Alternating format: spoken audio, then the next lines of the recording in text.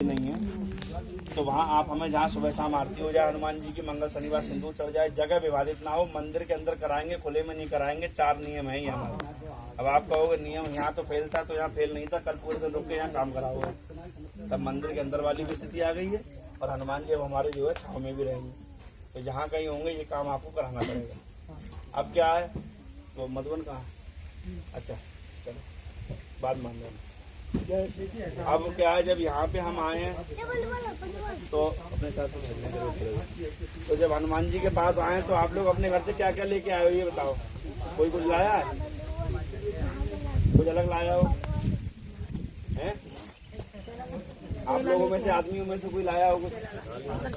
बाबा को खाली मुझे लगता है जो मेरी एक छोटी सी बुद्धि है, बाबा को पसंद है राम नाम, ठीक है। तो हम जब कुछ लाए नहीं है तो राम नाम इन्हें दे तो जाए कम से कम, क्योंकि राम कहे और राम कहावा दोनों को फल आप ही पावा है। राम कहना और राम कहलवाना दोनों का फल मिलता है। अब हम कह देते हैं हम राम को नहीं मानते तो मत मानो, हमारे ना कहने से सूरज थोड़ी नहीं है, हमारे ना कहने से पानी थोड़ी नहीं खत्म हो जाएगा। तो कहने का मतलब ये है कि जो आप लोगों ने श्री राम जय जय राम जो भी एक मंत्र किया, इसको ये कोई सादा मंत्र नहीं है, इसे कहते हैं विजय मंत्र। ये एक हमारे यहाँ संत हुए जिनका नाम था श्री स्वामी रामसुखदास जी महाराज। रामसुखदास जी महाराज एक ऐसे संत थे, मैं आपको जिसको जल्दी हो वो जा सकता है, लेकिन अगर जो थोड़ा बहुत सुनना चाहे तो वो सुने। कोई ऐसी बनी बनाई कहानी नहीं सुना रहे हैं आपको, इसीलिए बता रहा हूँ ताकि इनकी वैल्यू तो पता लगे। जो हनुमान जी हमारे यहाँ चल के आ गए, जिनको हमारे लिए हमें मेहनत नहीं करनी पड़ी, उनकी कृपा क्या है। रामसुखदास जी महाराज ऐसे संत हुए जिन्होंने 13 करोड़ बार श्री राम जय राम मंत्र का पाठ किया, समझ रहे हैं। उसके बाद हनुमान जी ने उन्हें दर्शन दिए। दर्शन देने के बाद उन्होंने जो है आज स्वामी रामसुखदास जी महाराज का हो सकता है आप लोगों में से नाम आप पहले सुन रहे हो पहली बार, लेकिन अभी हमने किसी से सुना है कि पहली बार कोई सूरज है तो सूरज को कई सालों से हमने पहली बार सुना है। तो अच्छे संतों में उनकी गिनती रही है। तो बताना ये चाह रहा हूँ कि आप भी कोई पूजा पाठ ना कर पाओ तो श्री राम जय राम इस मंत्र को अपने जीवन में उतारो। अपने बच्चों को मकान दुकान जितनी भी खेत खलिहान दे जाओगे, लेकिन उसके बाद भी अगर उसके अंदर बुद्धि नहीं है तो वो सब बेकार है, कोई दूसरा अंगूठा लगवा ले। तो सबसे पहले आप अपने बच्चे को विरासत के रूप में भगवान का कम से कम नाम तो दे जाओ। इसीलिए कोई रख रहा है अपने बच्चे का नाम मधुबन, कोई राजीव, कोई शंकर, कोई विष्णु। ये नाम इसीलिए रखे गए हैं कि मरते समय भी अगर एक व्यक्ति ने अजामिल ने नाम ले लिया अपने बच्चे का नाम नारायण, वो बहुत बेकार व्यक्ति था, लेकिन फिर भी भगवान ने उसका कल्याण किया। तो सबसे पहले तो आज यहाँ से आए हो खाली जेब, तो भरी जेब लेके जाओ श्री राम जय राम। भगवान का नाम ऐसा है जैसे कि मीठा, आप बेईमानी से खाओ, बिना मन से खाओ, नाराज होके खाओ, मीठा आपको मीठा ही लगना। तो नहाए धोए नहाए हो, कोई लोग परहेज करते हैं, तो परहेज जो है कर्मों का होना चाहिए। सगे बहन किसी की हो, दूसरे की माँ बहन बेटियों के साथ हम गलत निगाह से देख रहे हैं, लेकिन मंगल का व्रत है तो व्रत हमारे ख्याल से बेकार है। सगे भैया को पाखाने भर की जगह ना छोड़ रहे हैं, लेकिन जो है पूजा हम बहुत कर रहे हैं। तो मुझे लगता है ये चीज़ें थोड़ी सी वो नहीं है जो भगवान को पसंद है। भगवान को क्या पसंद है? निर्मल मन जन सो मोह पावा, मोह छल कपट छिद्र भावा। खाली हम अपने मन को भी अगर मंदिर बना लें तब भी कल्याण होगा। ऐसे की रहने की खाने पीने की कोई दिक्कत नहीं है, फिर भी अपना जीवन छोड़ के वनवास का जीवन जी रहा हूँ। हनुमान जी का काम गाँव घूम रहे हैं, तो आप लोग हमारे कुछ सगे थोड़ी हो। आज मिल गए 4 काम कराया। तो सबसे पहली बात तो श्री राम जय राम जीवन में उतारो। एक लड़का जो है वो पूरी जिंदगी से हार चुका था, वो आत्महत्या करने जा रहा था, तो यही रामसुखदास जी महाराज उसे मिल गए। उन्होंने कहा ऐसा क्यों है भाई? तो बोले हम अपने जीवन से हार चुके हैं, अब हमें कोई राह नहीं दिखाई दे रही है।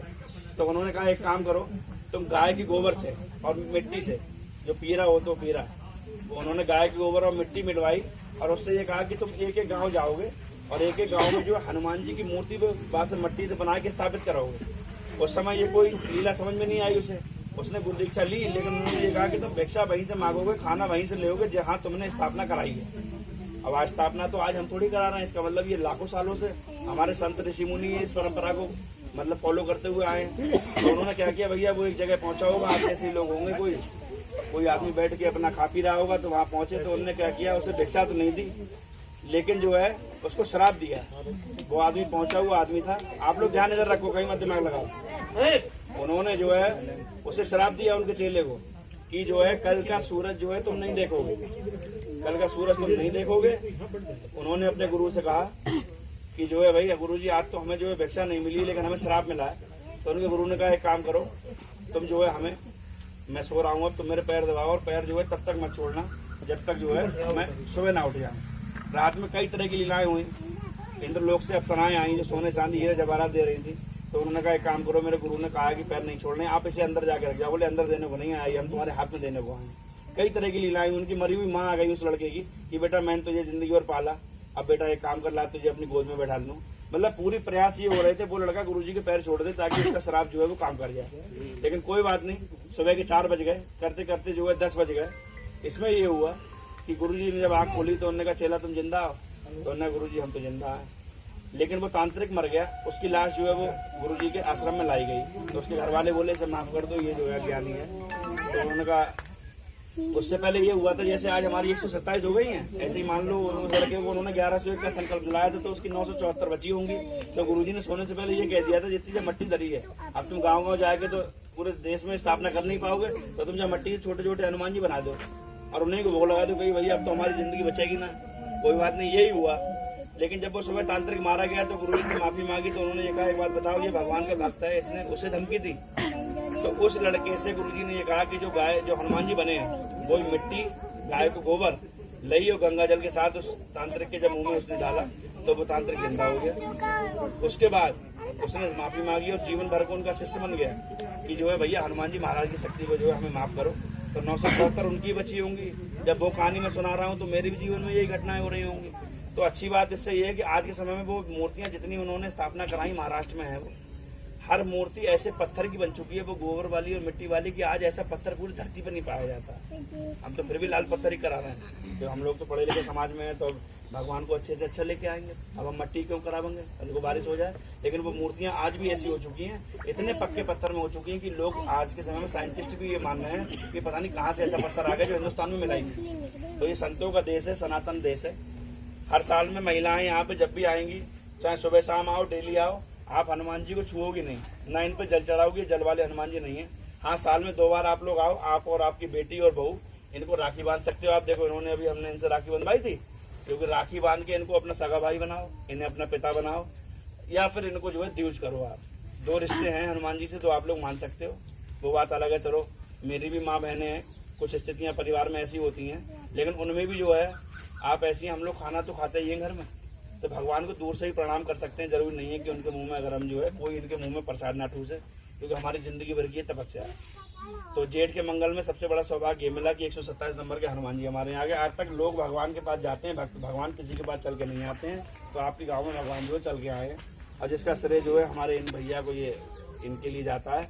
इनकी इच्छा थी, इनके भक्त जो है भगवान के पास जो है भगवान भक्त के पास चल के आए। अब आपको जो है ईमानदारी से हमारे ये श्री राजीव मिश्रा जी आए हैं, बड़े भैया, वो जो कुर्ता पहने उधर हैं अभी, वो इस समय जो है बड़ी कृपा है भगवान की उन पे। उनके 3 बच्चे हैं, तीनों ही सेटल्ड हैं, वो कमिश्नर हैं इस समय। ऐसा भी नहीं है कि कुछ लोग समझते हैं कि जो पाठक जी खाली होंगे तो उस जगह तो इन्हें लाल कपड़ा पहनो और ये काम शुरू कर रहे हैं, तो ऐसा नहीं है। भगवान के भक्त सभी हैं, बड़े लोग भी हैं, छोटे भी हैं, भगवान सभी को प्यार करते हैं, एक चिड़िया को भी और एक मतलब जो है सुअर को भी, क्योंकि सुअर के लिए 12 अवतार भगवान लेके जो है हिरण्यकश्यप को मार के उन्होंने लीला दिखाई। तो मेरा कहने का मतलब ये, भैया जो है अपने हाथ से आप लोगों को प्रसाद देंगे। पूरा ध्यान ये रखना है कि कोई भी प्रसाद की एक भी कण जमीन में ना गिरे। ईमानदारी से जितना चाहिए उतना प्रसाद ले जाओ। प्रसाद का एक गुण और होता है, जिस समय आप तुरंत खाते हैं, प्रसाद मिले तो तुरंत खा लेना चाहिए, क्योंकि प्रसाद के अंदर 2 गुण होता है, आपके अगले सेकंड की मौत को टाल सकता है। अब आप सोचोगे पंडित जी ये हमें क्यों बता रहे हैं, अगर आप लोग मुसलमान होते हम आपको नहीं बताते, क्योंकि अब अगर आप हिंदुओं में पैदा हुए हो तो आपकी मजबूरी है भगवान को मानना। आपको हम भगवान को नहीं मानते तो कोई बात ना, मत मानो। आपको आग नहीं है, आग में हाथ तो डाल दो, पता तो लगे आग कैसी होती है। तो वही वाली बात है, ईमानदारी से आपको हम लोग पहले 1-2 लोग आए हैं, भैया इनके साथ मैं एक फोटो करा लूँ, फिर भैया यहीं से आपको जो है प्रसाद बांटेंगे। आप लोग यहीं बैठे रहना, व्यवस्था बिल्कुल खराब ना हो, और प्रसाद सबको मिलेगा, ऐसा नहीं है किसी को मिलेगा बहुत प्रसाद। और जो ज्यादा चाहे वो ज्यादा भी ले जाए, है सब आपके लिए। हमारा काम सिर्फ इतना है कि आपको सेवा देना। तुम भी आओ, तुम भी आओ, आ जाओ, छोटी छोटी आ जाओ।